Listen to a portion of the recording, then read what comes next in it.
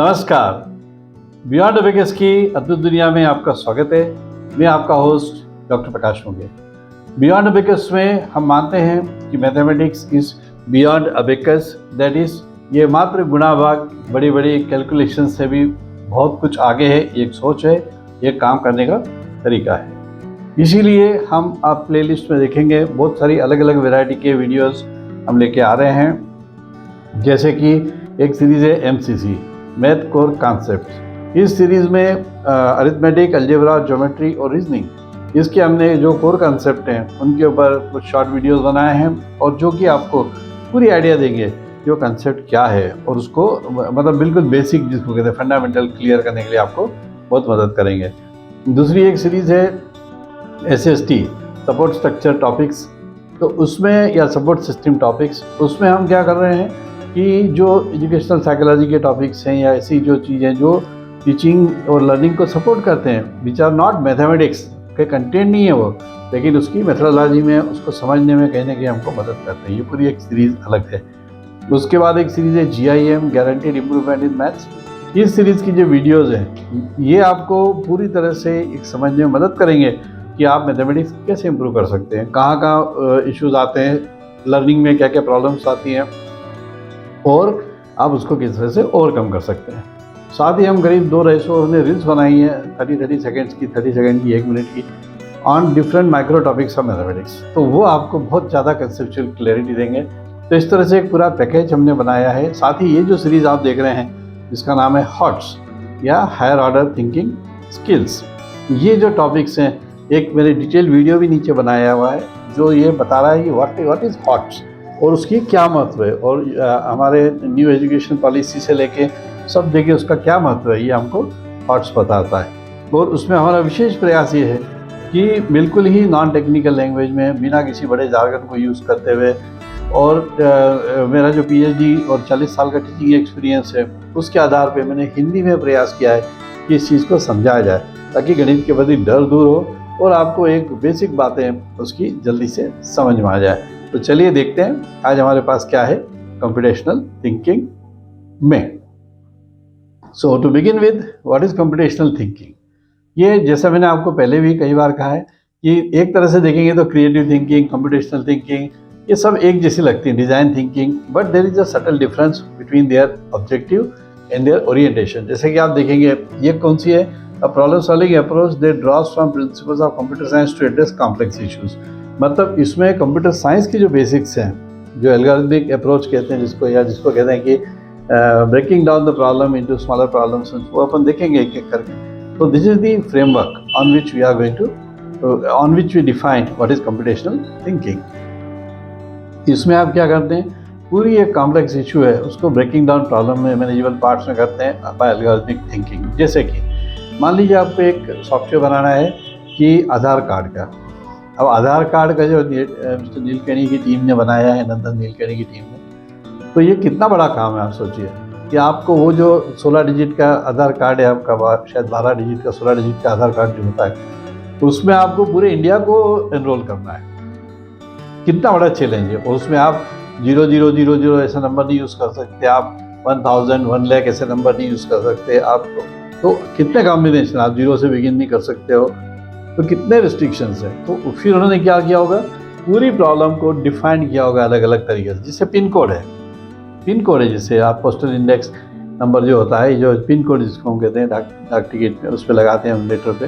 Pin code क्या होता है, पूरे इंडिया को जोन्स में डिवाइड किया हुआ है। जैसे 1 मतलब दिल्ली है ना, वो फिर उसके बाद में मेरे ख्याल से 4 इज़ महाराष्ट्र एंड MP, जैसे अलग अलग 7 is I think Bengal, I don't know exactly, लेकिन मेरे ख्याल से ये तो मतलब कहने का ये है कि आप एक कॉम्प्लेक्स प्रॉब्लम को मैनेजेबल पार्ट्स में तोड़ के तभी उसको सॉल्व करते हो, फिर उसके एल्गोरिथम डेवलप करते हो और उसकी एक सीक्वेंशियल थिंकिंग डेवलप करते हो। This is computational thinking, logical and analytical mindset to solve problems.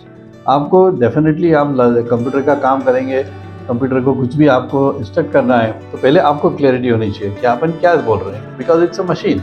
अब कहते हैं GIGO, garbage in garbage out. अगर आपने उसको गलत इंस्ट्रक्शन दिया तो गलत आउटपुट दे देगा। उसको कोई इंस्ट्रक्शन से लेना देना नहीं है।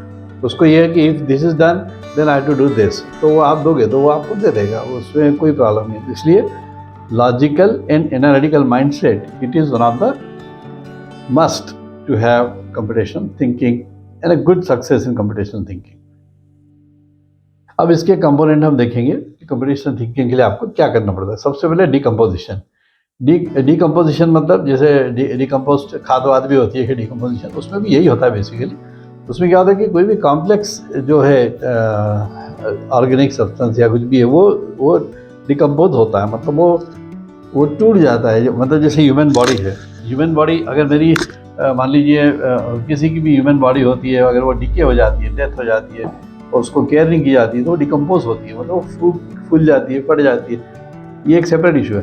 लेकिन इसमें भी डिकम्पोजिशन का मतलब ये है कि आपकी जो कॉम्प्लेक्स प्रॉब्लम है उसको आप डिकम्पोज करो, आप छोटे छोटे टुकड़ों में उसको बांटो, this is decomposition.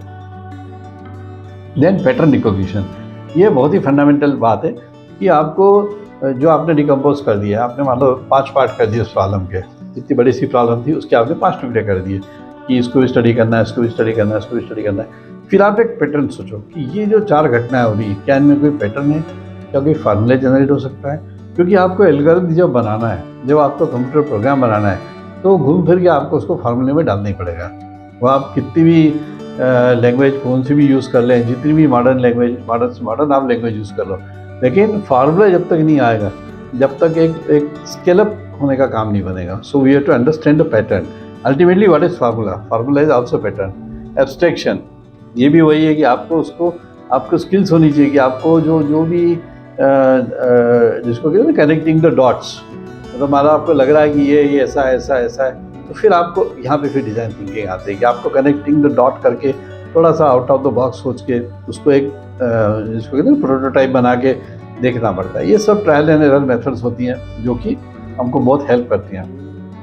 Algorithmic thinking, once again algorithmic thinking का जो कोर है वो ये है कि आप कुछ भी एज्यूम करके नहीं चलते हो, मतलब इसको कहते हैं इडियट प्रूफ।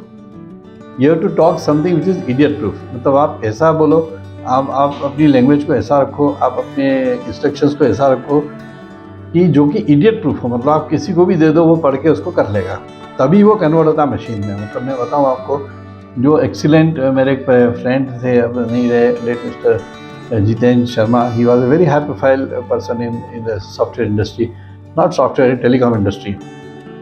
तो कभी जैसी चर्चा में उन्होंने बताया था कि कई ऐसे अच्छे जो सुपरस्टार इंस्ट्रक्टर है जिनके पास बड़े बड़े प्रोग्राम, जो एक्सीलेंट प्रोग्राम डिज़ाइन है जिसको कहते हैं, इस तरह सिस्टम लेवल के लोग हैं, तो कई सारे ऐसे लोग हैं कि जिनके पास आप कुछ भी चर्चा करने जाओ तो पहले बोलेंगे भैया फ्लो चार्ट कहाँ है, इसका एल्गोरिथम कहाँ है, पहले आप एल्गोरिथम लिख के लाओ, फिर फ्लो चार्ट बनाओ, फिर प्रोग्रामिंग की बात करें, because that is the base. It's like you want to go कि मुझे कहीं तो भी जाना है, कहीं तो भी जाना नहीं होता है, मुझे बॉम्बे जाना है, इस रूट से जाना है, इस फ्लाइट से जाना है, ये बात होती है। तो ये एल्गोरिथमिक थिंकिंग वो होती है कि आप एकदम इडियट प्रूफ चीज़ बनाओ, उसको इवेल्युएट करते रहो, मतलब उसकी मूल्यांकन करते रहो कि वो सही है कि गलत है या क्या है। डिज़ाइनिंग, अब आपने एल्गोरिथम तो बना दिया था, अब आपने बड़ी अच्छी मतलब सोच तो लिया कि इस काम को ऐसे करना है कि मेरा सॉफ्टवेयर ऐसे बनेगा। फिर फॉर एग्जांपल जैसे रेलवे टिकट रिजर्वेशन का आपने बनाया, तो आपने रेलवे टिकट रिजर्वेशन का शुरू में जब हम देखते थे बहुत पहले शुरू में, तो सबसे पहले तो आप ट्रेन को डेट और उनको जो ट्रेन का टाइम टेबल है उसको आप कंप्यूटर में डाल लो, ये बहुत बड़ी अचीवमेंट है।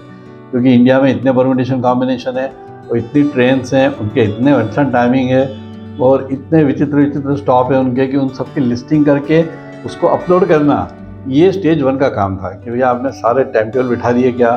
फिर आप 6 महीने ये टेस्ट करो कि ये जो कह रहा है टाइम आएगा वही टाइम पे वो ट्रेन आ रही है क्या, क्योंकि जब टिकट काउंटर पे आदमी आ जाएगा और अगर आपके इसमें बैकफायर होगा तो फिर क्या करोगे आप, फिर आप कुछ नहीं कर सकते। इसलिए बहुत एक्सट्रीमली इंट्रिकेट डिज़ाइन बनते हैं उसकी इम्प्लीमेंटिंग एल्गोरिथम बनती है, इसको कैसे क्या करा जाए। Definitely you must have problem solving mindset.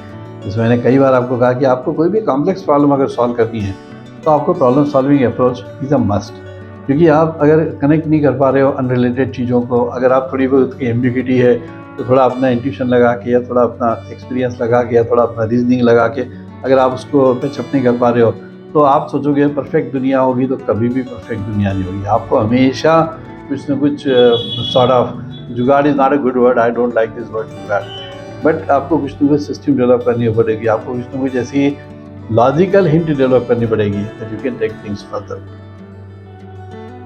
Data driven decision making, this is extremely important कि आप कोई भी डिसीजन इसलिए नहीं लोगे कि आपको क्या अच्छा लगता है। मतलब मैं बताऊँ आपको, ऐसा कहते हैं कि कई बड़े बड़े डिक्टेटर्स रहते हैं, जैसे कि फॉर एग्जांपल जैसे एक सेकेंड वर्ल्ड वॉर के बारे में स्टोरी है कि हिटलर ने एक वॉर रूम बना रखा था जो बर्लिन में उनके ज़मीन के नीचे बंकर थे, उसमें उन्होंने वॉर रूम बना रखा था। वहाँ से वो कहते थे फौज को कि यहाँ जाओ, ये टुकड़ी यहाँ जाएगी, वो टुकड़ी वहाँ जाएगी। और उसमें क्या होता था कि वो फौज पहुँच जाती थी। अच्छा, कम्युनिकेशन, दुश्मन के मूवमेंट तो आपके हाथ में नहीं है ना, दुश्मन आपके हाथ में, आपके मूवमेंट है, आपने बड़ी बढ़िया प्लानिंग कर ली, लेकिन what surprise the enemy is bringing you don't know. तो उसमें कई बार ऐसी सिचुएशन हो जाती थी कि कई बार सामने से वो बोलते थे कि सर ये डेंजर आ रहा है नया, रिसेंटली उनके सडनली अटैक हो गए या उनके सडन लोग आ गए, अब हम ये कर रहे हैं, ये रिफ्यूज़ कर देते, नहीं आप ऐसे ही करोगे। तो दिस इज डेटा, तो the decision was not data driven, the decision was whims driven और मूड्स ड्रिवन, या हमारी प्रायोरिटी है, आप ये करोगे, आपको जो लगना है लगते रहो। ऐसे में क्या हुआ, एवरी कैजुअलिटीज़ हुई, वो लोग मर रहे हैं, मॉरल डाउन हो रहा है, इस तरह की बातें होती हैं। इसलिए डेटा, जो डिसीजन आप लेते हो, it should be always data driven instead of your intuition driven, या जिदबाजी में कि मैंने सोच लिया ऐसा होगा, मतलब ऐसे ही होगा। कई लोग भी देखता हूँ शेयर मार्केट के ट्रेडिंग करते हैं, कुछ भी करते हैं, तो they are very, they get sentimental कि मैं नहीं, आज ये चल रहा है उतरेगा, अभी चढ़ चलेगी, साफ हो जाते हैं, बिल्कुल साफ हो जाते हैं, because you this is a data driven business and you are doing it out of sentiments. तो ये ऐसा होता है। तो इस तरह से हमने देखा part 1, computational thinking is a very scientific thinking and scientific way of working, and we have to work, we have to design systems and we have to work the way we have discussed just now. So now you please write in comments कि आपको ये topic कैसे लग रहे हैं, या आपके कोई अनुभव हो जब आपने कोई कंप्यूटर प्रोग्राम डेवलप किया हो या आपने कभी कंप्यूटेशनल थिंकिंग यूज़ की हो, तो हमें ज़रूर कमेंट में बताइए, हमें आपके कमेंट्स का इंतजार रहेगा। और साथ ही हमारे रील्स देखिए, और गारंटीड इम्प्रूवमेंट इन मैथ्स की जो सर्विस है ये आप ही के लिए है, तो उसमें आप देखिए, आप उसको अवेल कीजिए। आपको कोई मैथमेटिक्स में डिफ़िकल्टी है, कोई ऐसा पता है जो पहले अच्छे थे अब वीक होते जा रहे हैं, या मैथ्स के प्रति एंग्जाइटी है, whatever, so I have got long clinical experience of that, तो you are most welcome to utilize that. Okay, चलिए मिलते हैं अगली वीडियो में, तब तक के लिए नमस्कार।